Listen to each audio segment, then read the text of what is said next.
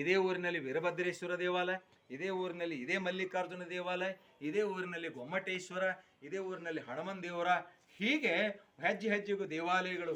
ಒಂದು ರೀತಿ ದೇವಾಲಯಗಳ ಒಂದು ಒಳ್ಳೆಯ ಒಂದು ಗುಚ್ಛ ಇದ್ದಂಗೆ ಒಂದಿಷ್ಟು ಹೆಜ್ಜೆ ಹೆಜ್ಜೆಗೂ ದೇವಾಲಯಗಳ ಒಂದು ರೀತಿಯಾದಂಥ ಒಂದು ಭಗವಂತನ ಕೃಪೆಗೆ ನಾವೆಲ್ಲ ಪಾತ್ರ ಆಗ್ತೀವಿ ಅಂತಂದ್ರೆ. ಯಾಕಂತಂದ್ರೆ ಭಗವಂತನ ಅಧ್ಯಾತ್ಮ ಏನು ಅಧ್ಯಾತ್ಮದ ಉನ್ನತ ಶಿಖರಕ್ಕೇರಿದವರೇ ಇವತ್ತು ಆ ದೇವಾಲಯಗಳ ನಿರ್ಮಾಣ ಮಾಡಲಿಕ್ಕೆ ಸಾಧ್ಯ ಆಗಿದೆ. ತನ್ನ ಕೈಚಳಕದಿಂದ ವಾಸ್ತುಶಿಲ್ಪ ಶೈಲಿ ಇಷ್ಟು ಸುಂದರವಾಗಿ ಕೆತ್ತಿದ್ದಾರೆ.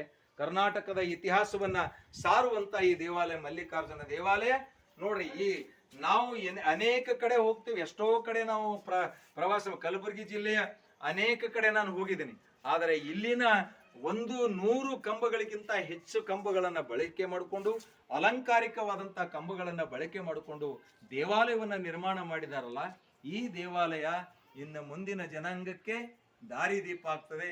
ಮುಂದಿನ ಜನಾಂಗಕ್ಕೆ ನಾವೆಲ್ಲವೂ ಕೊಡಬೇಕಾದಂಥದ್ದು ಈ ಐತಿಹಾಸಿಕ ಸ್ಥಳಗಳನ್ನು ಉಳಿಸುವಂಥದ್ದು. ಪ್ರತಿಯೊಬ್ಬರಲ್ಲಿ ಐತಿಹಾಸಿಕ ಪ್ರಜ್ಞೆ ಮೂಡಬೇಕು. ಇದು ನನ್ನೂರು, ನನ್ನ ದೇವಾಲಯ, ನನ್ನ ಸ್ಮಾರಕ, ಇದು ನನ್ನ ಪೂರ್ವಜರ ಸ್ಮಾರಕ.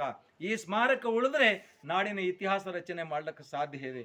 ಒಂದೊಂದು ಊರಿನಲ್ಲಿ ಕಂಬಗಳು, ಸ್ತಂಭಗಳು, ಆಮೇಲೆ ಮೂರ್ತಿಗಳು, ಶಿಲ್ಪಗಳು ಯಾ ಕಡೆ ಬೀಳ್ತಾವ, ಆ ನಾಲೆ ಮೇಲೆ ಬೀಳ್ತದೆ. ಆದರೆ ಈ ಊರಿನಲ್ಲಿ ಊರಿನ ಗ್ರಾಮಸ್ಥರು ಒಳ್ಳೆಯ ಒಂದು ಈ ಮಲ್ಲಿಕಾರ್ಜುನ ದೇವಾಲಯವನ್ನು ಸಂರಕ್ಷಣೆ ಮಾಡಿದ್ದಾರೆ. ಅವರಿಗೆ ಕೋಟಿ ಕೋಟಿ ನಮನಗಳು. ಇಲ್ಲಿನ ಭಕ್ತರಂತೆ ಇನ್ನುಳಿದಂಥ ಗ್ರಾಮದಲ್ಲಿ ಭಕ್ತರು ಇದೇ ಥರದಾದಂಥ ಸ್ಮಾರಕ ಉಳಿಸುವಂಥ ಕೆಲಸವನ್ನು ಮಾಡಬೇಕನ್ನುವಂಥದ್ದು ಅವರಿಗೆ ನಾನು ಕೈ ಮುಗಿದು ಕೇಳ್ಕೋತಾ, ಈ ದೇವಾಲಯದ ಹೊರಗಡೆ ನಾವು ಬಂದಿದ್ದೇವೆ. ಮತ್ತೆ ಅದೇ ಥರದ ಶಿಲ್ಪಗಳು ನಾವು ನೋಡ್ಬೋದು. ಶೈಲಿ ಅದನ್ನೇ ರಾಷ್ಟ್ರಕೂಟರ ಶೈಲಿ ಇರುವಂಥ ದೇವಾಲಯವನ್ನು ನಾವು ನೋಡ್ಬೋದು. ಇಲ್ಲಿ ಮತ್ತೆ ಸಪ್ತ ದೇವರುಗಳನ್ನು ನಾವು ನೋಡ್ಬೋದು. ಮತ್ತು ಕೆಲವು ಭಗ್ನಗೊಂಡಿದ್ದೇವೆ. 1 2 3 4 5 6 7 ಅವೇ 7 ದೇವರುಗಳಿರುವಂಥ ಒಂದು ಶಿಲ್ಪಕಲೆ.